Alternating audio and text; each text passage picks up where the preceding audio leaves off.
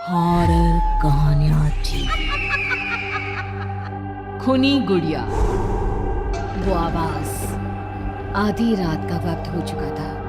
पड़ोस वाले घर से फिर से किसी बच्चे की रोने की आवाज सुनाई देने लगी और साथ में उसी घर में रहने वाली देवकी नाम की औरत की लोरी गाने की आवाज भी। ये आवाज सुनते ही राधिका डर से थर थर कांपने लगी। उसने जल्दी से गहरी नींद में सोए अपने पति केशव को जगाया।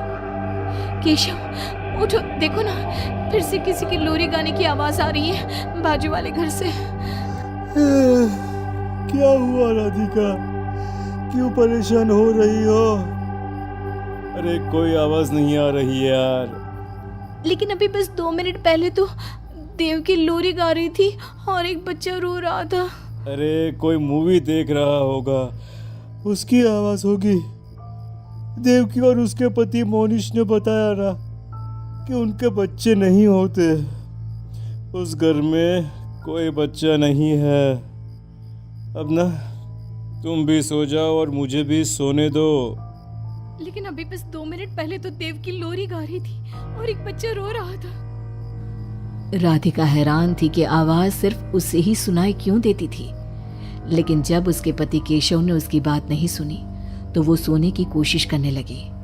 लेकिन राधिका के कानों में किसी छोटी बच्ची के हंसने की आवाज गूंजने लगी। राधिका बुरी तरह से डर गई थी। अगली सुबह। मैं दुकान जा रहा हूँ, आज माल खत्म हो रहा है दुकान में। इन दिनों पता नहीं क्यों लोग जमकर खिलौने खरीद रहे हैं।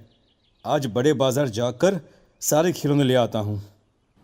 आप रात होने से पहले आ जाएंगे ना? लगता है तुम देवकी से अभी तक डरी हुई हो।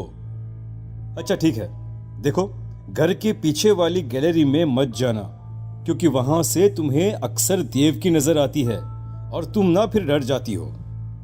ठीक है केशव, मैं आज उधर जाऊंगी ही नहीं। जब भी उधर देखती हूँ कुछ डरावना ही नजर आता है। केशव दुकान चला जाता है। तभी अचानक राधिका को याद आता है कि घर की गैलरी में उसने कुछ कपड़े सुखाए थे। डरते हुए वो वहां जाती है। दूसरी तरफ देवकी की गैलरी नजर आती थी। राधिका जैसे ही कपड़े लेकर वापस आने को पलटती है, उसकी नजर सामने देवकी की गैलरी में पड़ी। वहां एक 4 साल की बच्ची खड़ी होकर उसे घूर रही थी। हे भगवान, ये कौन है? कौन है ये? मैं इससे पूछूं कि इसका नाम क्या है? हाँ, पूछ लेती हूँ, फिर केशव को बताऊंगी। वो मेरी बात पे भरोसा नहीं करते ना। बेटा, कौन हो तुम? हाँ, तुम्हारा नाम क्या है? गुड़िया। तभी अचानक वहां पर देवकी आती है और वो बच्ची गायब हो जाती है। क्या हुआ? आप किससे बात कर रही थी? वो यहाँ पे मैंने एक लड़की को देखा था। वो कौन थी? कहाँ गई वो अभी? कौन लड़की? मैंने कहा ना, मेरे घर में कोई बच्चा नहीं है। मैंने देखा था, वो यही थी। वो आपके पीछे कौन है? राधिका को फील होता है कि किसी ने उसे धीरे से पुकारा, आंटी। राधिका पलट कर देखती है तो वहां वो छोटी बच्ची खड़ी थी। राधिका चीख कर बेहोश हो जाती है। जब उसकी आंख खुलती है तो केशव उसके पास खड़ा था। क्या हुआ राधिका? राधिका, होश में आओ। वो तो भला हो देवकी जी का, जिन्होंने तुम्हें बेहोश पड़ा देखकर मुझे कॉल कर दिया और मैं घर आ गया। तुम उस गैलरी में गई ही क्यों? केशव, वो लड़की यहाँ आ गई थी और वो देवकी, वो ठीक औरत नहीं है। तुम पागल हो गई हो राधिका। आज देवकी जी ने ही मुझे तुम्हारे बारे में बताया। क्या सोचती रहती हो? अरे कोई नहीं है उस घर में। अगले दिन केशव की दुकान जाते वक्त, मैं भी आज आपके साथ चलूंगी। अच्छा ओके, ठीक है, चलो चलो। दुकान पर पहुंचकर, वाह केशव, कितने सारे नए खिलौने। और ये इस पैकेट में क्या है? अरे एक बड़े साइज की डॉल है, मार्केट में नई आई है। सोचा अगर लोग खरीदेंगे तो अगली बार और ऑर्डर कर दूंगा। क्या मैं देख लूं इस डॉल को? हाँ देख लेना। मैं जरा माल लेने बड़े बाजार जा रहा हूँ। तुम दुकान संभाल लो और आराम से बैठकर खिलौने देख लो, ठीक है? केशव दुकान से चला जाता है। तभी कुछ देर बाद देवकी दुकान पर आती है। कैसी हो तुम? तुम यहाँ क्या लेने आई हो? गुड़िया। गुड़िया? मेरा मतलब तुम गुड़िया का क्या करोगी? तुम्हारे घर में तो बच्चे।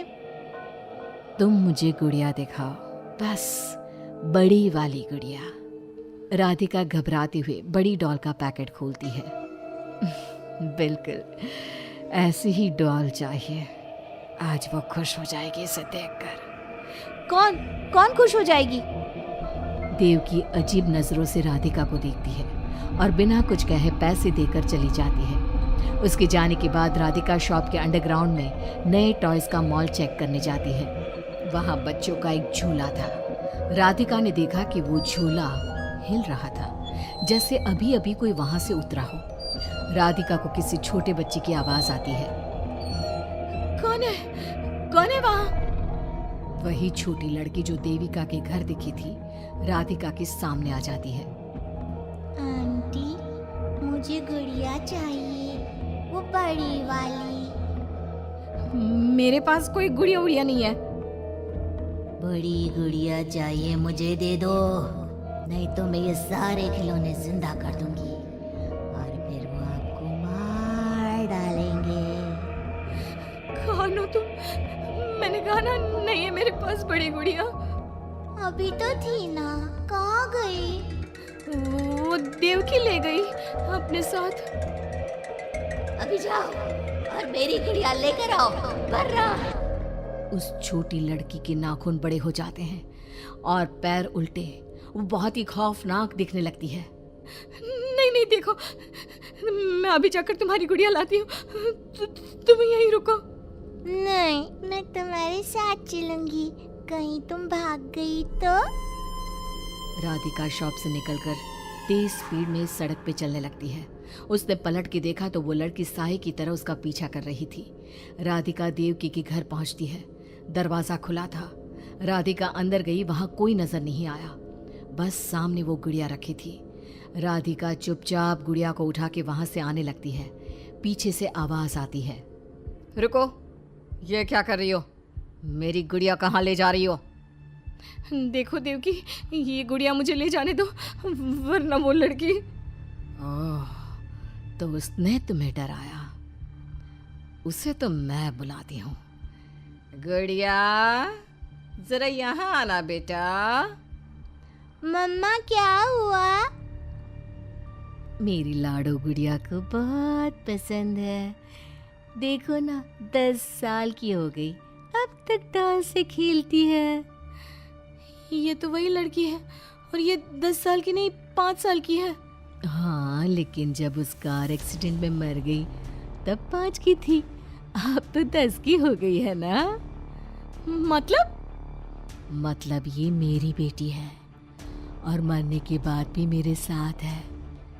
इसे ना लोरी सुन के ही नींद आती है, और डॉल्स इसे बहुत पसंद है। राधिका बुरी तरह से घबरा के भागती है। भागते भागते मेन रोड पे आ जाती है।